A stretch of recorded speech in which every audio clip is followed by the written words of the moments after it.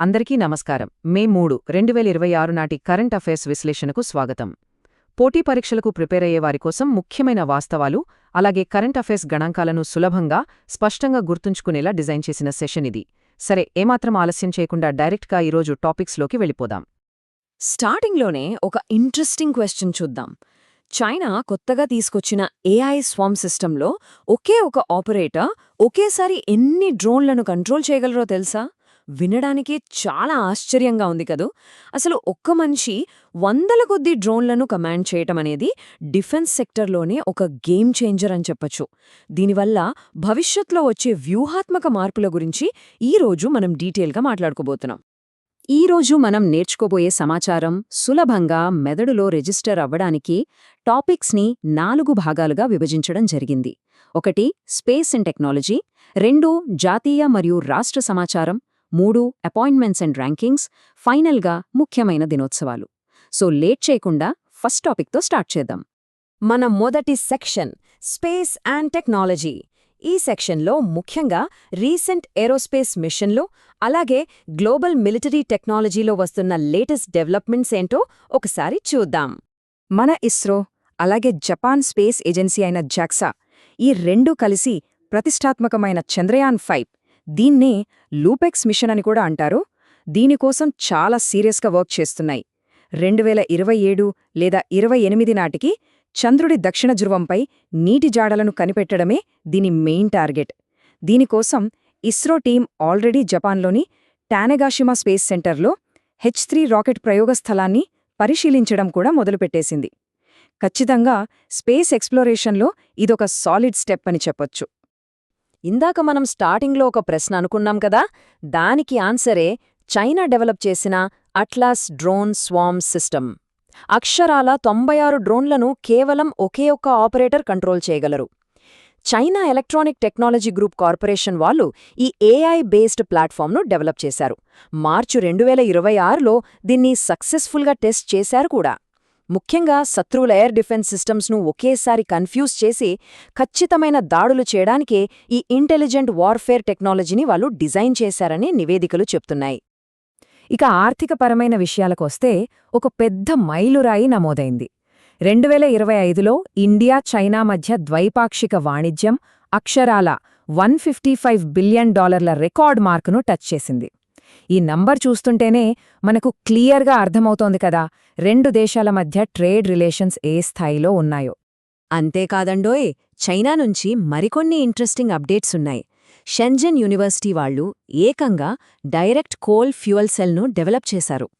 ఇంకో పక్క భూమి మీద పడిన ఒక ఉల్కలో ఏకంగా గ్రహాంతర ఖనిజాన్ని కూడా వాళ్ల సైంటిస్టులు కనుగొన్నారు. వీటన్నిటితో పాటు స్పేస్ ఎక్స్ సంస్థకు గట్టి పోటీ ఇవ్వడానికి ఏకంగా అంతరిక్షంలోనే ఒక ఆర్టిఫిషియల్ ఇంటెలిజెన్స్ డేటా సెంటర్ను నిర్మించే భారీ ప్లాన్లో కూడా ఉన్నారు.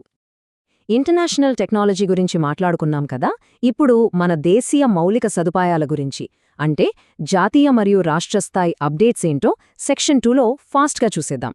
మనం హైవేల మీద వెళ్తున్నప్పుడు టోల్ ప్లాజాల దగ్గర ఆగడం ఎంత విసుగ్గా ఉంటుందో మన అందరికీ తెలుసు. కానీ దానికి చెక్ పెడుతూ MLFF అంటే మల్టీలేన్ ఫ్రీ ఫ్లో టోలింగ్ సిస్టమ్ వచ్చేసింది. గుజరాత్లోని సూరత్ దగ్గర నేషనల్ హైవే 48 పై ఉన్న చోరియాసి టోల్ ప్లాజా దగ్గర దీన్ని ఇండియాలోనే ఫస్ట్ టైం లాంచ్ చేశారు. ఇందులో AI కెమెరాలు, ఫాస్టాగ్ వాడతారు. అంటే వాహనం గంటకు 120 కిలోమీటర్ల స్పీడ్లో వెళ్తున్నా సరే ఒక్క సెకండ్ కూడా ఆగాల్సిన పనే లేకుండా టోల్ ఆటోమేటిక్గా కట్ అయిపోతుందన్నమాట. నిజంగా ఇది ట్రాన్స్పోర్టేషన్లో ఒక పెద్ద విప్లవమే. ఆవిష్కరణల్లో గుజరాత్ ఎంత ముందుందో చెప్పడానికి మరికొన్ని ఉదాహరణలున్నాయి. అహ్మదాబాద్ రైల్వే డిపో ఇప్పుడు ఇండియాలోనే మొట్టమొదటి వాటర్ న్యూట్రల్ డిపోగా రికార్డ్ క్రియేట్ చేసింది. అలాగే అథ్లెట్స్ లోపల టాలెంట్, స్టామినాను గుర్తించడానికి వాళ్ల DNA మ్యాప్ చేసే సరికొత్త స్పోర్ట్స్ జినోమిక్ ప్రోగ్రామ్ని స్టార్ట్ చేశారు. ఇక ధోలేరలో ఇండియాలోనే ఫస్ట్ సెమీకండక్టర్ ఫ్యాబ్రికేషన్ ప్లాంట్ కోసం స్పెషల్ ఎకనామిక్ జోన్కు అప్రూవల్ కూడా వచ్చేసింది. పారిశ్రామికంగా ఇది చాలా ముఖ్యమైన అడుగు. అటు ఉత్తరప్రదేశ్లో అగ్రికల్చర్ సెక్టర్లో ఒక భారీ ముందడుగు పడింది. పీరిబిత్లో అప్పేడా సంస్థ ఇండియాలోనే మొట్టమొదటి సమీకృత బాస్మతి మరియు ఆర్గానిక్ ట్రైనింగ్ సెంటర్ను ఎస్టాబ్లిష్ చేస్తోంది. దీనికోసం ఏకంగా 7 ఎకరాల భూమిని 70 ఏళ్ల సుదీర్ఘ లీజుకు తీసుకున్నారు. రైతులకు లేటెస్ట్ బాస్మతి సాగు విధానాలు, ఎగుమతి టెక్నిక్స్ నేర్పించడమే దీని మెయిన్ ఉద్దేశ్యం. మరికొన్ని ప్రాంతీయ అప్డేట్స్ చూస్తే నార్త్ ఈస్ట్లో మిజోరాం ప్రభుత్వం డిజాస్టర్ మేనేజ్మెంట్ కోసం ఖువారెల్ అనే ఒక స్పెషల్ యాప్ను లాంచ్ చేసింది. దాంతోపాటు మిజోరంలో బరాబీ సైరాంగ్ రైల్వే లైన్ను కూడా ప్రధాని ప్రారంభించారు.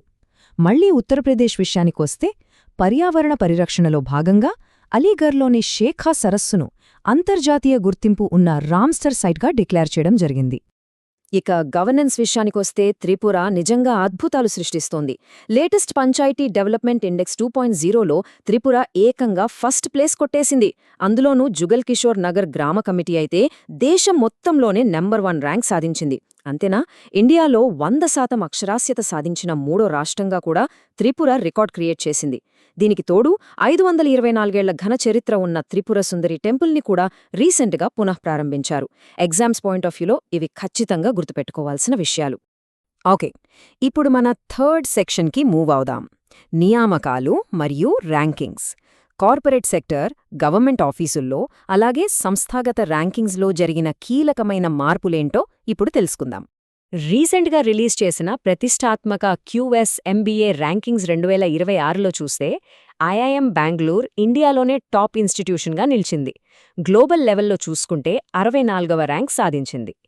ఇండస్ట్రీలో వాళ్లకున్న బెస్ట్ రెప్యుటేషన్, అలాగే స్టూడెంట్స్కొస్తున్న ఎక్సలెంట్ కెరియర్ ఆపర్చునిటీస్ వల్లే ఈ అద్భుతమైన స్కోర్ సాధ్యమైంది. మన రిజర్వ్ బ్యాంక్ ఆఫ్ ఇండియాలో ఒక ఇంపార్టెంట్ లీడర్షిప్ చేంజ్ జరిగింది. Deputy governor T. రవిశంకర్ గారి పదవీకాలం ముగియటంతో ఆయన ప్లేస్లో రోహిత్ జైన్ గారు కొత్త డెప్యూటీ గవర్నర్గా బాధ్యతలు తీసుకుంటున్నారు. మే 3, 2026 నుంచి ఈయన 3 ఏళ్లపాటు ఈ పదవిలో ఉంటారు. బ్యాంకింగ్ సెక్టార్లో ఆయనకు ఏకంగా 30 ఏళ్ల సాలిడ్ ఎక్స్పీరియన్స్ ఉంది. కాంపిటేటివ్ ఎగ్జామ్స్ రాసేవాళ్లు ఖచ్చితంగా నోట్ చేసుకోవాల్సిన మరికొన్ని నేషనల్ అపాయింట్మెంట్స్ ఉన్నాయి. నీతి ఆయోగ్ వైస్ చైర్మన్గా అశోక్ కుమార్ లాహిరి, నాస్కామ్ ప్రెసిడెంట్గా శ్రీకాంత్ వెలమకన్ని, అలాగే MSME సెక్రటరీగా భరత్ ఖేరా అపాయింట్ అయ్యారు. ఈ 3 పేర్లు మైండ్లో బాగా ఫిక్స్ చేసేసుకోండి. కొత్త బ్రాండ్ అంబాసిడర్ల విషయానికొస్తే ఇండియాలో 2026 సిమ్ రేసింగ్ ఓపెన్ ఫార్ములా 1కి మన క్రికెటర్ శ్రేయస్ అయ్యర్ బ్రాండ్ అంబాసిడర్గా సెలెక్ట్ అయ్యారు. అలాగే 18 బ్రాండ్కి స్మృతి మంధానా, సెన్సెస్ 2027కి Sudarshan Pattnaik, famous IT company ఇన్ఫోసిస్కి tennis star Carlos Alcaraz global అంబాసిడర్లుగా నియమితులయ్యారు. ఇక మన లాస్ట్ అండ్ ఫైనల్ సెక్షన్, ఆరోగ్యం మరియు ముఖ్యమైన దినోత్సవాలు. కొన్ని కీలకమైన నేషనల్ హెల్త్ ప్రోగ్రామ్స్, అలాగే ఇంటర్నేషనల్ డేస్ గురించి ఇప్పుడు మాట్లాడుకుందాం. రీసెంట్గా చండీగఢ్లో 10వ జాతీయ ఆవిష్కరణ మరియు సమ్మిళిత సదస్సు జరిగింది. భారతదేశ ఆరోగ్య భవిష్యత్తును తీర్చిదిద్దే ఉత్తమ పద్ధతులు అనేది దీని థీమ్. మన హెల్త్ మినిస్ట్రీ కండక్ట్ చేసిన ఈ మీటింగ్లో అన్ని రాష్ట్రాలు, కేంద్రపాలిత ప్రాంతాలు వాళ్లు ఫాలో అవుతున్న బెస్ట్ పబ్లిక్ హెల్త్ ప్రాక్టీసెస్ని అందరితో షేర్ చేసుకున్నాయి. నిజంగా ఒకరి దగ్గర నుంచి ఒకరు నేర్చుకోవడానికి ఇదొక అద్భుతమైన ప్లాట్ఫామ్. ఇక ముఖ్యమైన దినోత్సవాల విషయానికి వస్తే ప్రతి సంవత్సరం మే 2న మనం వరల్డ్ ట్యూనా డేని అబ్జర్వ్ చేస్తాం. ట్యూనా చేపలకి ఉన్న ఎకనామిక్ అండ్ ఎన్విరాన్మెంటల్ ఇంపార్టెన్స్ గురించి అవేర్నెస్ క్రియేట్ చేయడానికి ఐక్యరాజ్యసమితి ఈ డేని స్టార్ట్ చేసింది. అలాగే సముద్ర సంపదను సుస్థిరంగా ఎలా వాడుకోవాలి అనేది కూడా ఇది మనకు బలంగా గుర్తుచేస్తుంది. ఇక ఈనాటి కరెంట్ అఫైర్ సెషన్ను ముగించే ముందు జస్ట్ ఒక చిన్న బ్రెయిన్ టెస్ట్. ఇందాక మనం మాట్లాడుకున్నాం కదా, లేటెస్ట్ పంచాయతీ డెవలప్మెంట్ ఇండెక్స్ 2.0లో ఏ రాష్ట్రం ఫస్ట్ ప్లేస్లో నిలిచింది? ఆన్సర్ ఇప్పుడే స్ట్రైక్ అయ్యే ఉంటుంది. క్షేత్రస్థాయిలో డెవలప్మెంట్ అనేది మన వ్యవస్థకు ఎంత కీలకమో ఈ ర్యాంకింగ్స్ మనకు స్పష్టంగా చెప్తున్నాయి. సో ఈరోజు నేర్చుకునే ఇన్ఫర్మేషన్ అంతా చాలా యూస్ఫుల్ అయిందని ఆశిస్తున్నాను. ఇలాంటి మరిన్ని ఇంట్రెస్టింగ్ ఫ్యాక్ట్స్తో తదుపరి విశ్లేషణలో కలుద్దాం. అంతవరకు కీప్ లెర్నింగ్.